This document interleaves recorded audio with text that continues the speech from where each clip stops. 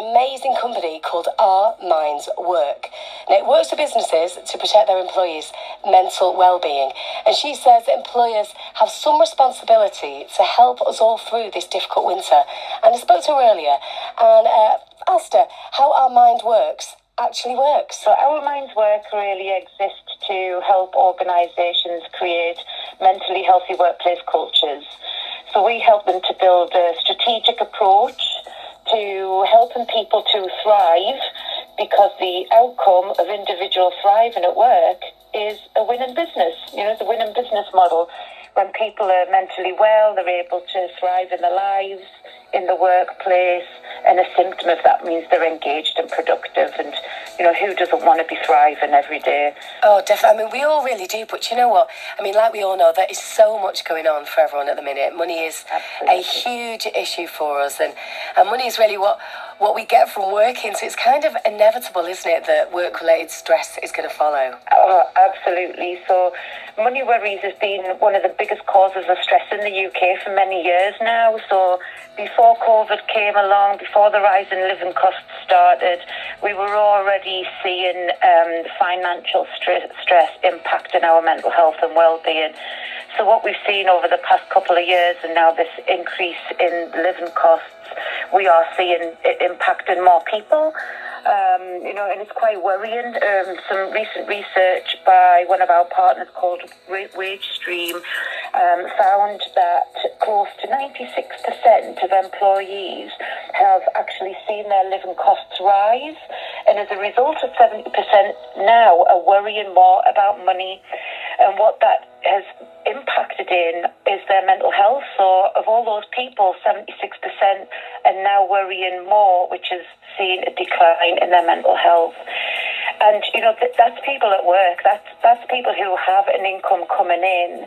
And you would necessarily think that having a job and being in employment will protect you from money worries.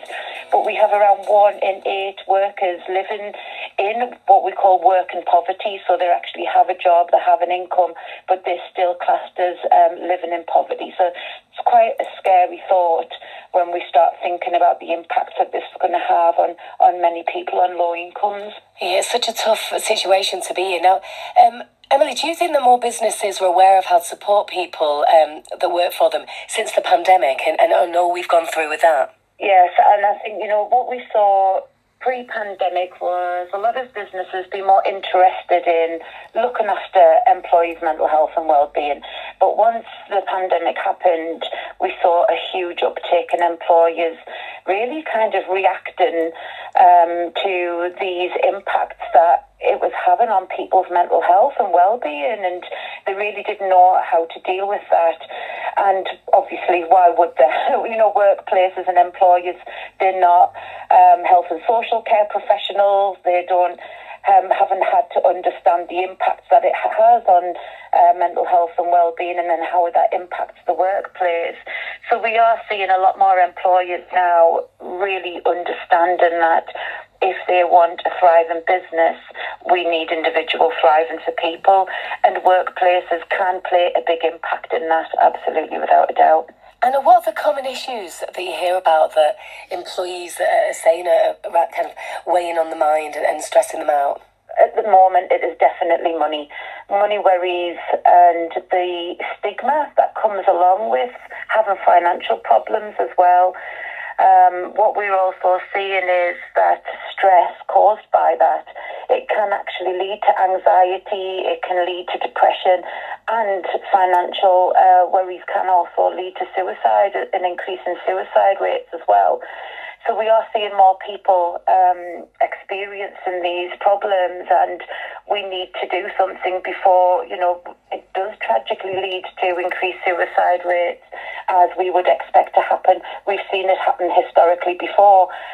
So when we had the Big Depression back in around 2008, I think it was, we saw a 10% rise in suicide rates. So we know that this can potentially have a tragic impact on people's lives. It really can, and you have no idea sometimes what people are going through.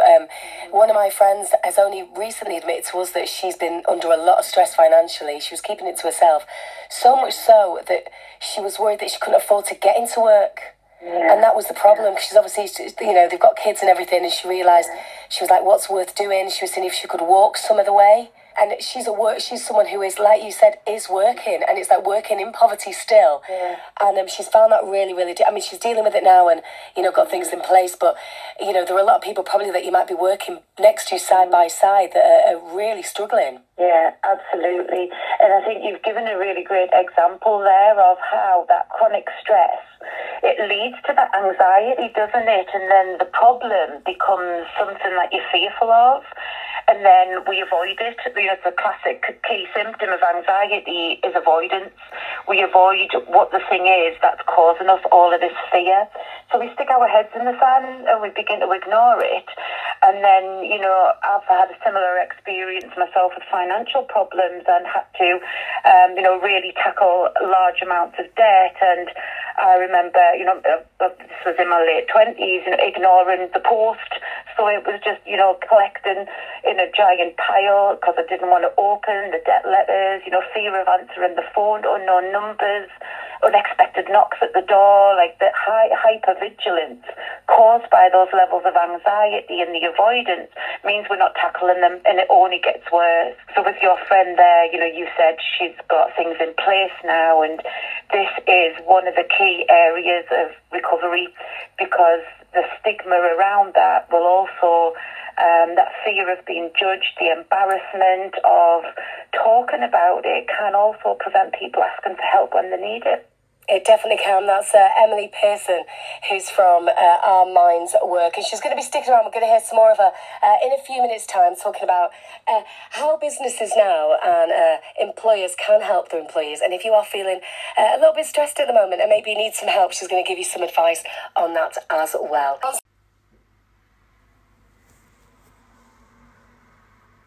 Is Emily Pearson. She's the founder of Our Minds Work, which works with businesses to protect their employees' mental well-being, which is something that, a lot of people are struggling with at the minute, particularly if we've got this difficult winter to get through. A lot of people are worried financially. And there's a lot of work-related buzzwords around at the moment, like quiet quitting, the great unretirement, working from home. People are still saying that.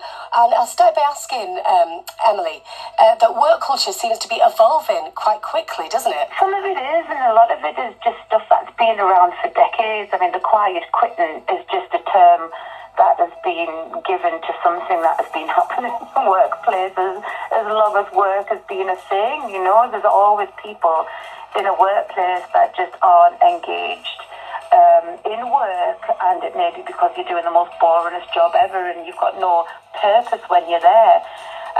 So I think some of this terminology is not really helpful.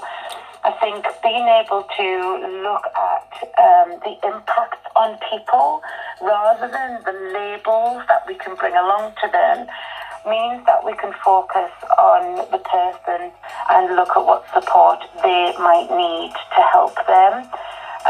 In workplaces, that can become quite easy to do, but what workplaces also need to think about is the workplace the contributing environmental factor to that person's inability to thrive and to contribute to poor mental health as well. So we've always got to look at, as an organisation, are we also taking responsibility for what we can to support people's mental health and thriving?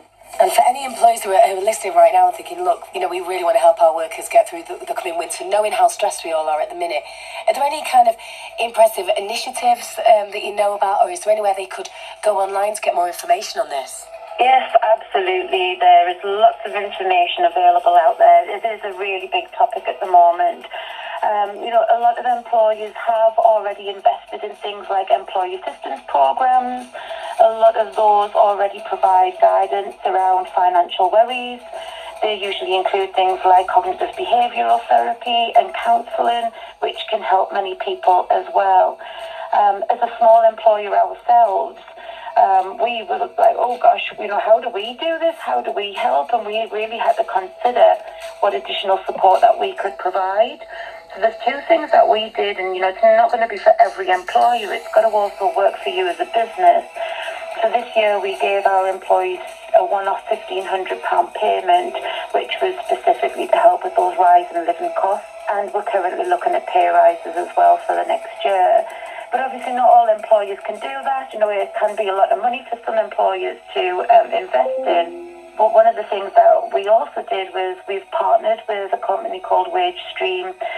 So they provide a really low-cost way, which is subsidised by us, the employer, of giving control to employees of their salary, and it provides financial wellbeing tools via a really easy-to-use app as well. So you can actually see them using the app, you can see them using all the tools there, the flexible salary access that they can have as well. Just really helps people to save from the salaries before it hits the bank. As you know, once it's hit your bank, that's it. You're planning on saving it. You're not planning on saving it, you're planning on spending it. We've all done that. We've all said, I'm going to put it away, and then all of a sudden, you're skint again. So it's a really brilliant way to help people to save as well from the salaries. This has really helped our employees already so far, so we know that we're doing things to help.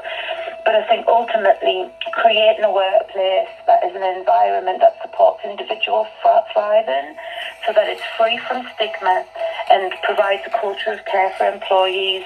It should be on every boardroom's agenda, because if we can create this environment and culture, it means that no matter what people are going through, they know that they can get support from work. These could be through, reasonable adjustments, supportive measures, or even just referring people on to additional services that can be in support for them. But without that, workplaces won't be able to do anything. It won't be psychologically safe for employees to say, I'm struggling, I need some help. Is there any way that you can help us? So it's really important that that culture exists, so that workplaces can provide that support for employees. Oh, I completely agree. And obviously that's talking about the employers. But like you mentioned, the employees themselves, anyone listening right now might be currently at work struggling and being a bit nervous to speak out about things. What would you say to them? How would you what's the best thing for them to do right now? If they're in work thinking, I've got a lot going on, my mental health doesn't feel right, what would you tell them to do as the first tip? What's the problem? Accept the problem's there. Yeah. And now we all need help from someone at some point. You don't always have to go to somebody at work. You can self-serve. Asking for help from somebody else is a really difficult thing to do. So being able to face your fears and find an expert who can help you, like somebody like the Step Change Debt Charity could be one resource if you're trying to tackle debt by finding those experts directly. If you are, wanting to look at workplace support, some of the things that we advise employees to do is to think about ways that you can be helped, and find somebody who you trust at work that you could speak to about it. So this could be somebody in HR, it could be a line manager or another line manager who you feel comfortable speaking to. A lot of workplaces now have mental health advocates, champions, first aiders who are there to confidently listen and signpost you to additional support as well. But also think about two things for us if you're going to speak to somebody at work is, what can you do to look after your mental health? Taking ownership of that is a really, really important and key part of recovery. So what can you do to look after your mental health while you're at work? And when you're at work, what do you need others to do to support you while you're at work? So this could be, more support from your manager during highly stressful tasks at work. If you're finding that work-related stress is also impacting your mental health, workplaces have a legal requirement to do stress risk assessment to prevent that. So think about what can you do and take ownership of, but also what do you need others to do to support you, and say who and what that is, so that a workplace can actually start to consider ways that they can help you. Oh, well, thank you so much to Emily Pearson, the founder of Our Minds Work, with such really, some brilliant advice there. I know she gave you some details of where to go. If you missed it at all, you can listen back to the interview.